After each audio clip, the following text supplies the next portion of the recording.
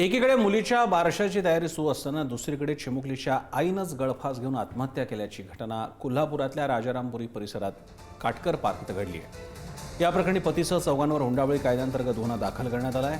पती प्रतीक सिंह काटकर, सासू सासरे आणि नणंद अशा चौघांवर हुंडाबळी कायद्याअंतर्गत गुन्हा दाखल झाला आहे। पती, सासू सासरे या तिघांना राजारामपुरी पोलिसांनी ताब्यात घेतले। काटकर कुटुंबियांनी वारंवार पैशाच्या मागणीसह मुलगी झाल्याच्या रागातून अस्मिता काटकर यांचा शारीरिक आणि मानसिक छळ केल्याची पोलिसांनी माहिती दिली।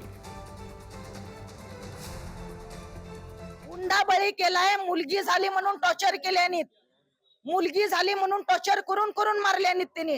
परवा दिवशी शुक्रवारी पोरगी माझी बोलले, मम्मी 15 तारखेला बारसं घाल, ऑगस्टला 15 तारखेला म्हणून। बारशाचा खर्च बी माझ्याकडेच, ह्यांचं बाळ माझ्याकडे खर्च। डिलेवरी झाली, हा पहिले बाळ पण आई करते, असू देत, दिलं का पोरगी सुखात राहू देत। 7वा महिना केला, अधिक महिना करून घेतल्याने, डिलिव्हरीला एवढे पैसे देऊन सुद्धा अधिक महिना करून घेतल्याने। 3 वर्षातनं एकदा येतं अधिक महिना कर। बाबाला किती हजार पगार आहे, पोरगी भावा म्हणणाऱ्याला किती हजार पगार आहे। माझं सगळं दागिनं ठेवून माझ्या पोरगीची हाऊस केली का या घरात सुखी राहू दे पोरगी म्हणून, आणि हिने मारून टाकल्याने माझ्या पोरीला। याच्यामध्ये हुंडाबळी नुसार हा गुन्हा आम्ही दाखल केलेला आहे।